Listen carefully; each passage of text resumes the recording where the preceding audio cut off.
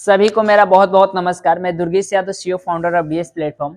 और इस वीडियो के माध्यम से हम लोग जानेंगे कि कौन कौन ट्रेड वाले एएलपी टेक्नीशियन के लिए एलिजिबल है। हालांकि रेलवे बोर्ड के तरफ से एएलपी असिस्टेंट लोको पायलट को लेकर एक ऑफिशियल नोटिफिकेशन जारी कर दिया है कि कौन कौन ट्रेड वाले एलिजिबल है एएलपी के लिए। ठीक है ना। हम इसी के ऑफिशियल नोटिफिकेशन पर चलकर हर एक टर्म को समझने वाले हैं। ठीक है। आगे बढ़ने से पहले मैं आपको बता दूं, यदि आप आईटीआई किए हैं और आईटीआई से रिलेटेड जितना भी गवर्नमेंट जॉब आता है तो सबसे पहले इस डीएस प्लेटफॉर्म पर मैं अपडेट करता हूं। दूसरी चीज की, आप यदि आईटीआई करने के बाद गवर्नमेंट जॉब की तैयारी कर रहे हैं एज लाइक इसरो, डीआरडीओ, ठीक है, सेल, रेल, ठीक है ना, इन सब की तैयारी करना चाह रहे हैं तो हमारा मोबाइल एप्लीकेशन डीएस प्लेटफॉर्म, जिसका लिंक डिस्क्रिप्शन में है, वहां से आप लोग डाउनलोड करके मिनिमम से मिनिमम फी में आप लोग मुझसे जुड़कर तैयारी कर सकते हैं। ठीक है।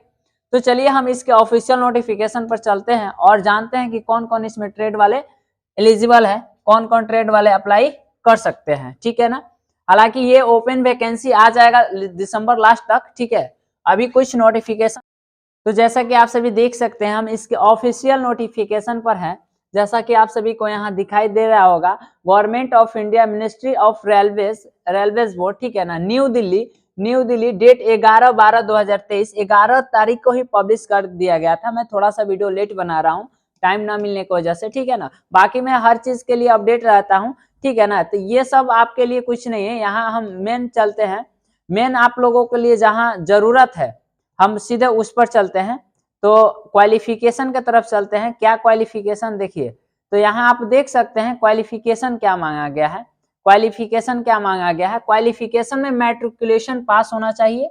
ठीक है ना। और आईटीआई आप किए हो, मतलब आईटीआई यदि किए हैं, मैट्रिक पास है, 10th पास है और आईटीआई किए हैं, या 10th के बाद आप डायरेक्ट रेलवे से अप्रेंटिसशिप कर लेते हैं ना, अप्रेंटिस होता है 10th के बाद डायरेक्ट रेलवे से कोई अप्रेंटिस कर लेता है ना, तो वो लोग भी एलिजिबल है इस फॉर्म अप्लाई करने के लिए। ठीक है। या फिर आपके पास डिग्री या डिप्लोमा होना चाहिए, फिर आप एलिजिबल है। ठीक है ना। क्या क्या, सिविल और सीएस वाले को छोड़कर सभी डिप्लोमा, पॉलिटेक्निक और बीटेक वाले एलिजिबल है इस एएलपी असिस्टेंट लोको पायलट के लिए। ठीक है। और आईटीआई यदि किए हैं, 10th पास है, आईटीआई किए हैं, तो भी आप एलिजिबल है एएलपी के लिए, फॉर्म आप अप्लाई कर सकते हैं, एलिजिबल है। ठीक है ना। और भी इसमें समझ लेते हैं कि कौन कौन ट्रेड वाले इसमें अप्लाई कर सकते हैं।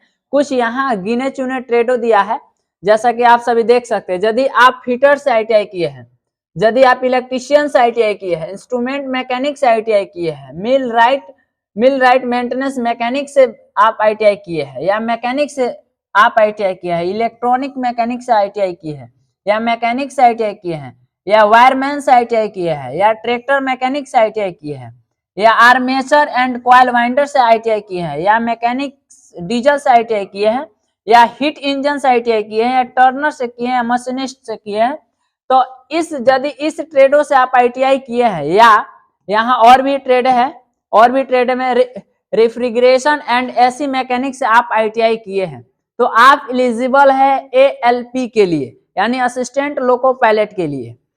जो 2015 में हमारा नोटिफिकेशन आया था, जो एजुकेशन क्वालिफिकेशन मांगा गया था, वही क्वालिफिकेशन है, कुछ नहीं बदलाव किया गया है। ठीक है ना।